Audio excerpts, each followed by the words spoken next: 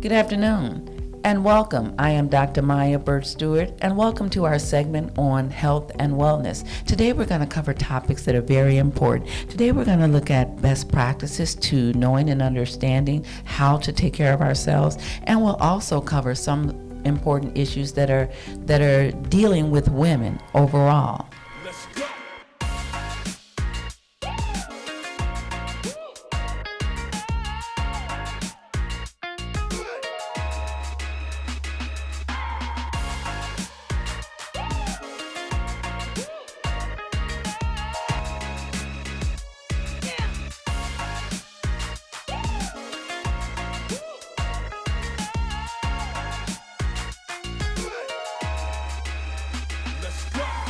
We have with us renowned Dr. J.D. Suarez, who is president and CEO of OLA MD, and a gentleman that has also served as the past president of the Dade County Medical Association. Without further ado, Dr. Suarez, hello, and thank you so much for being here with us. Thank you, Dr. Maya. It's a pleasure being here with you. Well, listen, let's just jump right into it. So, one of the things that we seek to do here is to promote wellness, right? Yes. Promote good health. And early on, I talked to you about, as in terms of being a military woman, one of the things that we learned in the military is mind over matter. And people, even outside of the military team, seem to take on that attitude, right? If you don't mind, it don't matter. Well, I found that in practicing that, even beyond my military years, it didn't fare so well for me, right? And so I would be sick or I would have to visit the doctor at times where it could have been avoided. And so one of the things that we definitely want to talk about is annual visits to see your doctor. Why is that so important? It's very important, Dr. Maya. One of the biggest issues that we face as a family physician is catching things late. Mm-hmm. And that mind over matter, that's problematic because you really need to address things. Yeah. We know that things are just so much easier when you catch it, at the right time. So the annual wellness visit that we all, globally should be doing, actually lets the doctor see if there's a problem with the patient. For example, a mole or something that's not right. Yeah. A lot of patients actually don't even know that they have medical issues going on because they kind of adapt to that, not feeling good. Yes. Yeah. So the annual wellness visit is very important. And, you said it, right? Because we become so accustomed to feeling certain things we know that are not normal. We know that are not something that's a part of us. The hustle and bustle, I guess, of having busy lives and of having to take care of family or having to make money or, just the many things that consume us. And so the annual visit certainly, right, we know is key. What are some of the signs and symptoms, or what are some of the issues that we may experience that you say, you find that are really key or really germane to getting to the doctor or, pushing us to make that call or make that move? Yeah, so, it varies. One of the biggest problems that exists is when patients just let things go. You were telling me a story about yourself, how you let something go for a week, and I'm like, oh my God, that's like, you had that experience, and it's like, oh, why did she wait so long? Yeah, I saw you cringe I was like, oh my God. Yeah, so if somebody has something that's out of the normal, for example, a headache that's you can't really explain, and that's why it's so important, the annual wellness visit, because these are things that you could talk to your doctor about, to your provider. Yeah. A mole that actually has changed colors, that could be an early sign of skin cancer. Nausea or something that's continuously going on, you could have hypertension. Look, hypertension is a silent killer. Yes. Especially in Hispanics and African Americans, and I mean anybody that experiences these headaches or vague symptomatology. It could be diabetes, high blood pressure, You can have an occult cancer and you don't even know it. Yeah. So screening is so important, and having that relationship with your doctors. The annual wellness visit also picks up things that you may not want to talk about, like that mind over matter that you talked about. People get depressed or they're anxious, and you could pick that up because now it's almost like good practice to check on mental health. And some patients may be depressed and you may not even pick it up. Yeah. Or even for women, do they need their mammogram? Do they need their pap smear? Could we catch a breast cancer early on? Wow, and you touched on something that, again, I'm learning more about in terms of more people that I know are experiencing depression. What are some of the just really quick, some of the telltale signs of depression, and when should a person act? When should a person see his or her either psychiatrist, psychologist, or medical doctor? Right. Your family doctor. Go visit your family doctor. A feeling of hopelessness, helplessness, having thoughts about death, suicidal thoughts, not, getting up in the morning, not showering, or disheveled. Those are significant signs of depression. Sometimes there's earlier signs, like you just don't care about things. And it's not just the person, but the family members should pick up on that. And we should all, as a society, encourage our loved ones to seek medical attention. And I'm glad you said that, and I'm glad that, certainly I hope that information serves really well for our listeners and our viewers, right? Just depression in and of itself. And so you say start with your medical doctor, and then take it from there. If your doctor finds that you need additional support or additional resources, it can come from your doctor. And so I'm going to switch real quick. I'm going to go from one realm to another. So it's my understanding that this week is women's menopause. Yes. I think Friday is the day, Doc. Yep.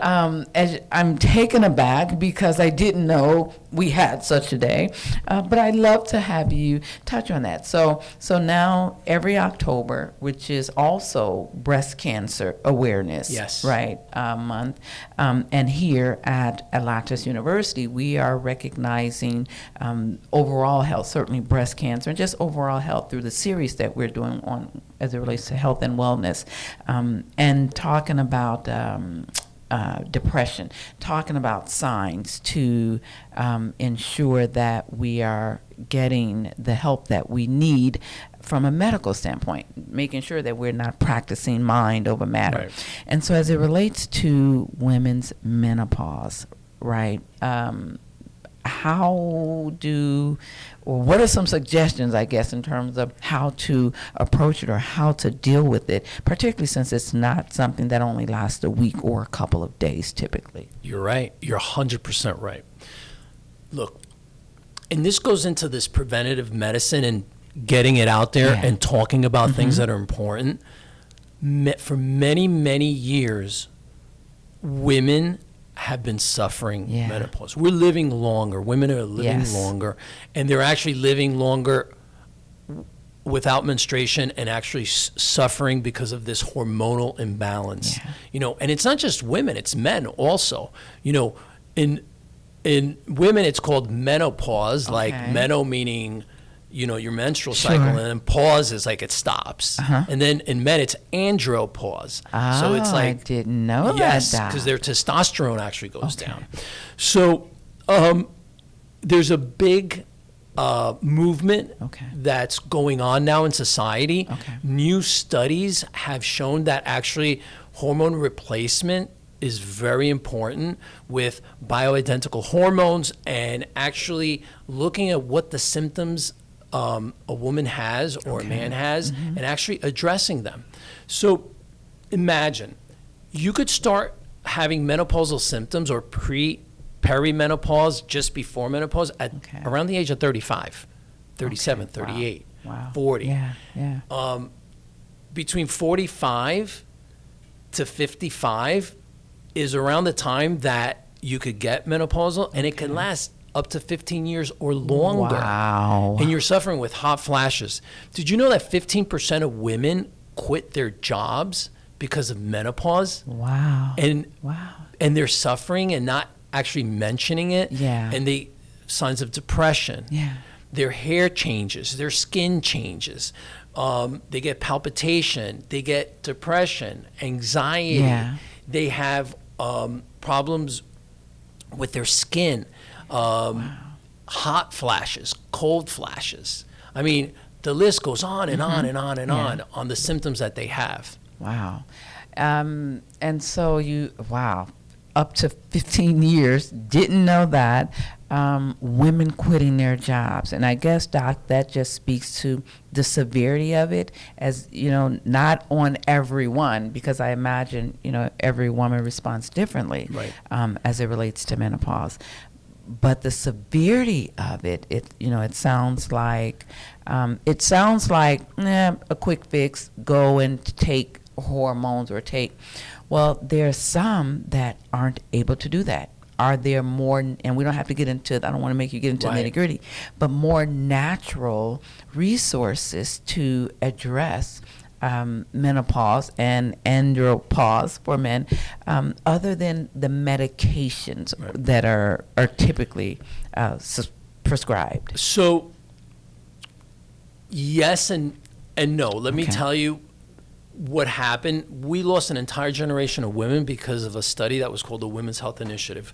When I was a resident in training, you were a bad doctor if you didn't put patients on hormone replacement therapy. And then this study said, whoa, wait a minute, women are getting breast cancer and they're getting heart disease and they're getting strokes and they're having all these medical problems because of the medication. So the problem is that the pills were basically synthetic and they were taking it orally, and it was an older crowd that was taking it.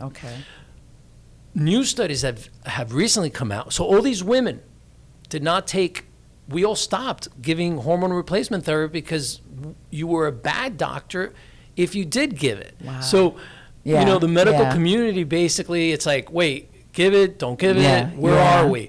So only 7%, there was a study that came out that only 7% of doctors feel comfortable treating menopause. And 70-something% of women don't even treat their menopause, and they suffer. And not only psychologically they suffer, but also at home with their spouse. They feel like they have vaginal dryness, their intimacy is gone because they actually can't have intercourse anymore. They get frequent urinary tract infections. So there's now bioidentical hormones and patches and a combination of estrogen and progesterone and testosterone that can actually help with that. And also there are some supplements that help certain women. So you could do both. It's targeted just for that particular patient, right? Per patient. Gotcha. Wow. Never imagined we'd have this kind of conversation, or that I would have, this kind of conversation on a national scale. But it's interesting. It's important. Certainly, we're excited about doctors like yourself that know much about it, that's able to guide women as it relates to menopause, suffering, or, just need to be better educated. And so with that, Dr. JD, I want to close out, but here's how I'd like to have you take us out. What are some best practices, or what are some of the most fundamental actions or activities that we should be engaging in to ensure that we are healthy, or that we can stay healthy, or at least get healthy? Right. Great question. Because you know what? That's what it's all about. Yes. Number one, your attitude is so important. Wow. Yeah. Try to live your life being happy. Your best life. Live your best life. Live happy. That's number one. Yeah. Number two, take care of yourself. Before taking care of other people, you have to take care of yourself. You have to eat well. You have to exercise. And happiness is actually, to me, mental health, because mental health is so important. And I would say that those three things, nutrition, physical activity, we're made to to work out. We can't be couch potatoes. Sure. Eating well, exercise, and mental health. Those are the three. Wow. Having friends, enjoying life. Yeah. Enjoy life. That's what it's all about. And I'm going to close out, but you've touched on, something else that's pretty important. Mental health. That's been really a big deal. Huge. That's been really a big deal. And not in any one particular segment of life, across the spectrum. Right. Age, race, religion, nationality. It's really become a hot topic, and for good reasons, because for so very long we have not really taken care of ourselves from a mental standpoint, right? From a spiritual standpoint. But you're so right, and I say this, in order to take care of someone else, we must be well. And so you've kind of just solidified my thoughts on that, Yes. Dr. JD. Well, Doc, thank you so very much for thinking enough of us to be here with us today. Thank you so much for the valuable information that you've shared. I do hope that you will come back, because we certainly want to extend an invitation to have you come back, and we'll discuss other topics, and you'll share with us, just in other ways to ensure for just better health overall. Thank you, Dr. Mariah. Thank you. And so with that, we hope that certainly our viewers and our listeners, we've been able to say something that will prove to be of value and of help to you or someone that you know. Until next time, we look forward to sharing more information with you, keeping you abreast of our podcast. The series of podcasts covering health and wellness will continue throughout the week, and we hope that you will stay with us.